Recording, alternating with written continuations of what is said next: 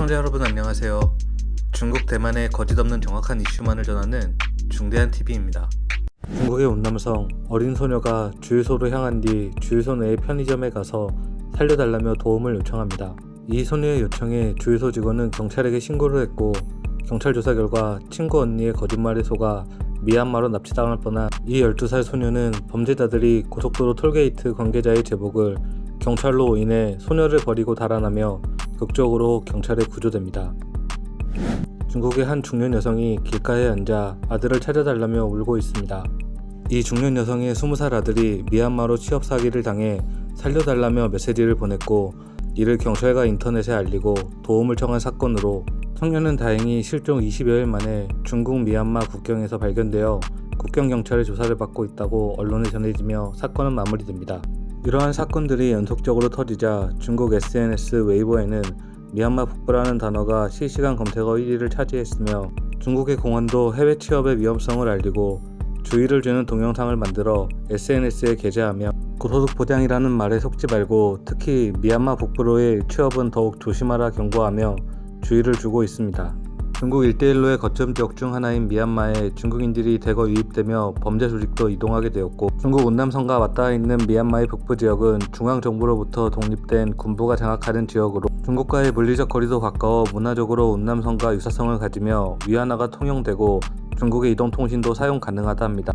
이러한 이점을 중국의 범죄 조직이 악용하며 적극 이용하는 것으로 알려지고 있으며, 마약 밀매, 인신 매매, 불법 장기 적출 매매, 불법 도박, 통신 사기, 보이스피싱, 매춘 등 온갖 범죄의 온상인 지역으로 되고 있고, 2018년 이전까진 중국과 합동 단속을 진행하기도 하였으나 이후 범죄 조직의 로비 활동으로 이마저도 쉽지 않다 합니다. 일명 KK 캠프라 불리는 이 지역은 2019년까지 황무지였던 지역이 현재는 마을을 이뤄냈을 정도로 범죄의 소굴로 변했습니다. 2022년 대만 사회를 충격에 빠뜨린 5천여 명의 대만 청년 해외 취업 사기 인신매매의 온상인 캄보디아, 미얀마 국가의 취업 사기 중심 지역으로도 현재 알려져 있는 상황입니다. 이러한 범죄 조직은 다양한 방법으로 사람들을 현혹하고 유인하는데, 중국의 SNS 팔로워 120만을 보유했던 미얀마 군인의 후예를 자처하며 군복을 입고 기타를 치며 중국 노래를 하던 것으로 유명했던 인플루언서 리사이까오가 미얀마 북부에서 활동하는 범죄 조직의 일원인 것으로 확인된 사건이 있었으며,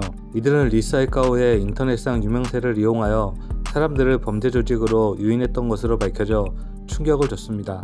그리고 이러한 범죄 조직의 또 다른 대상자 유인 방법은 현재 취업난에 어려운 중국 청년들을 주로 타겟으로 하며 정상적인 회사에 취직한 듯 처음에 속이고 이후 회사 일이라는 핑계로 지역을 계속 이동시켜 결국 미얀마까지 옮겨가게 하는 등 수법이 날로 교묘해지고 고소득이라는 유혹과 청년들의 취업난이라는 약점을 이용한다고 합니다.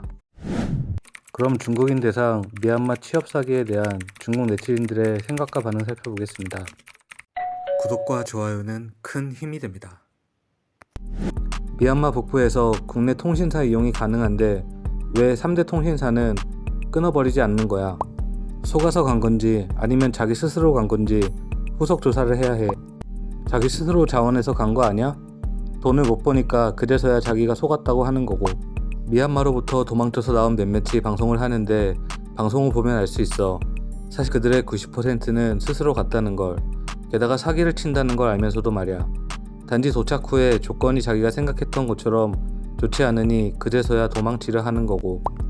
왜 최근에 갑자기 미얀마에 관한 좋은 이야기들이 튀어나오는 걸까?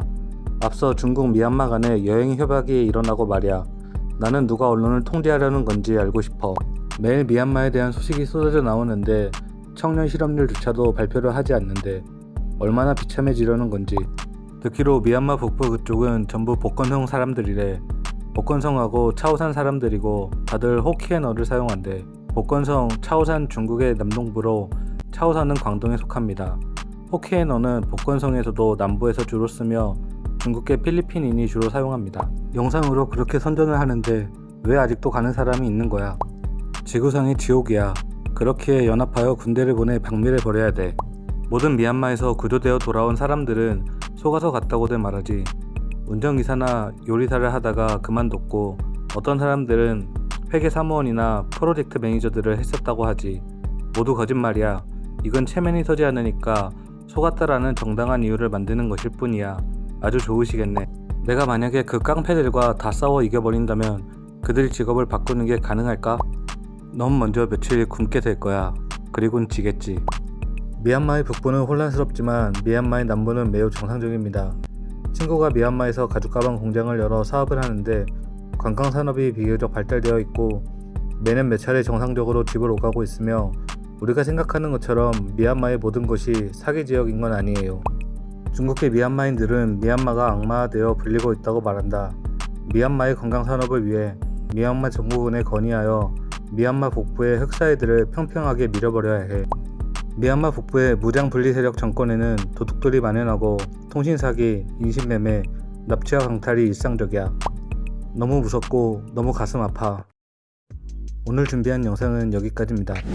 한때 중국 부동산 2위 재벌 기업이었던 헝다의 파산 신청 소식이 들려오고 있으며 중국 정부는 특별한 이유를 대지 않고 매월 발표하던 청년 실업률 공개도 하지 않고 있으며 발표되는 각종 경제 지표도 예상과는 달리 부정적이라 중국 경제 위기론이 더욱 부각되고 있습니다.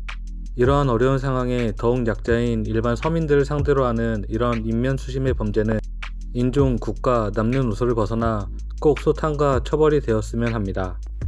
시청해주셔서 감사합니다.